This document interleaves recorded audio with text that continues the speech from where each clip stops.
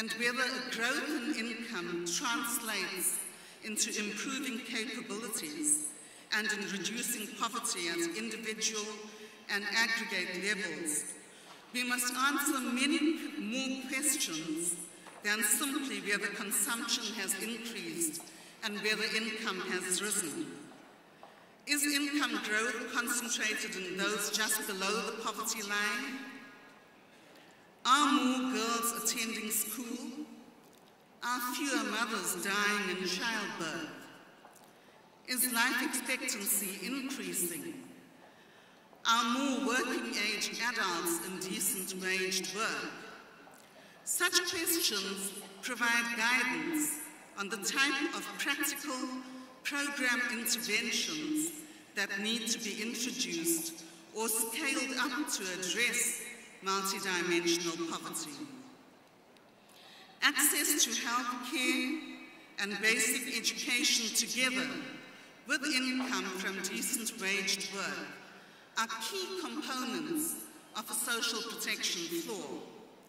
Human suffering and premature loss of life violate basic human rights, retard human development, and thus waste human potential.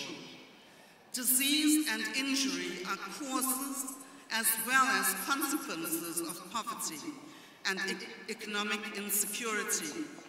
Not only are wages foregone, but the crippling costs of health care can destroy a family's livelihood.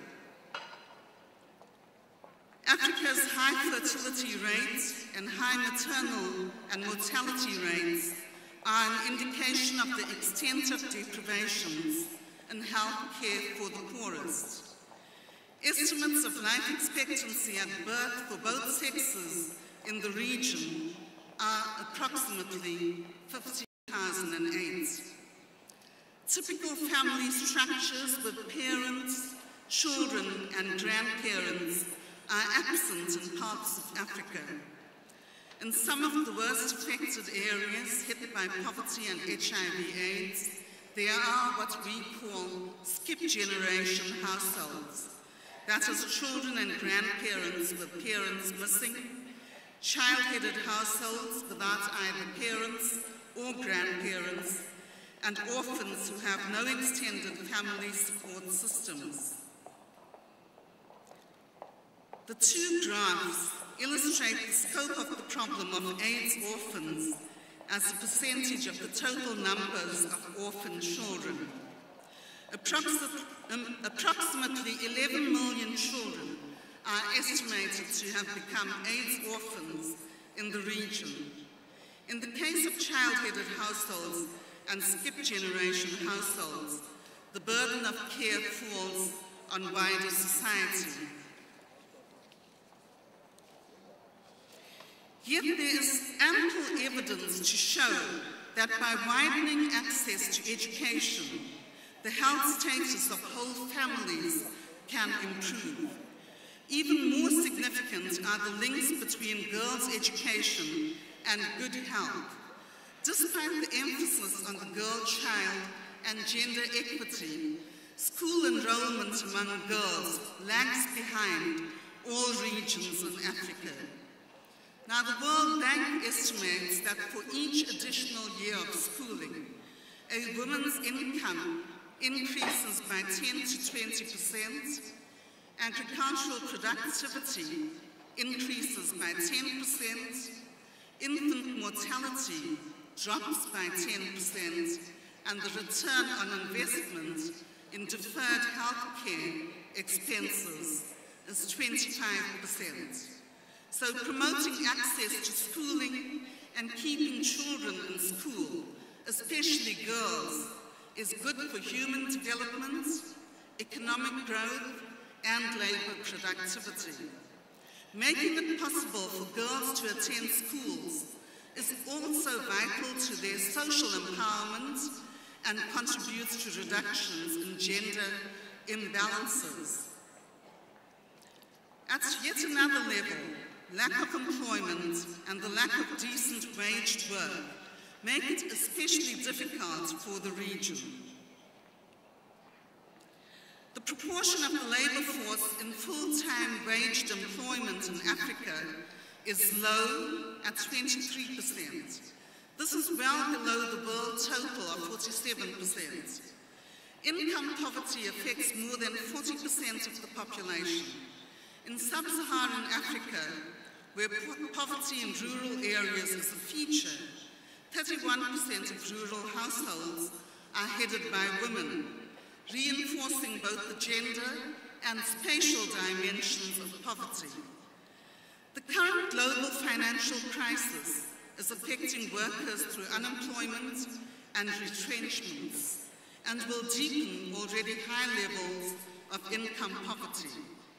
Without any predictable sources of income to cushion the effects of the crisis, poverty, malnutrition, and deprivation leave millions of people in the region destitute. Open unemployment in most countries is concentrated among school leavers. At the very time when large numbers of young people are entering the labour market, economies are growing slowly or even contracting.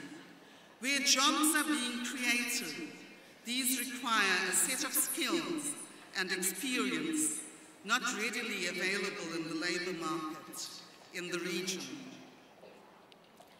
Against this context, the need to extend social protection programs is greater and more urgent than ever.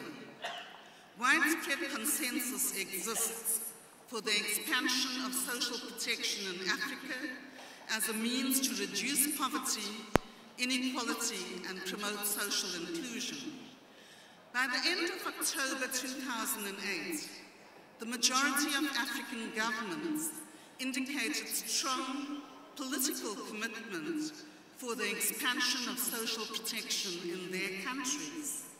At an African Union meeting in Windhoek, ministers of social development agreed to review and expand social protection measures. This is a significant step forward in promoting the expansion of social protection and progressively moving towards the implementation of a social protection floor. However, the challenges are many, as can be seen from the map of social security coverage. The region has limited or even very limited statutory provision. Huge gaps exist in both social assistance and contributory forms of social protection. Proposals on what should be the focus vary from mechanisms to identify and focus services on the most vulnerable groups, especially children, people with disabilities, and the elderly, to recommendations for comprehensive approaches that remove barriers to health, to education, and increase access to services, decent work, and social infrastructure. Yet another factor that we have to consider in addressing poverty and inequality is the multiple and varied impacts of the global financial crisis. Lost wages and increased unemployment as a result of financial and economic crises, as we all know, impoverish families and communities and reduce people's ability to buy essential goods and services. Global financial crises also place a squeeze on government finances during times when protective policies are needed the most. The current global financial crisis, triggered by the collapse of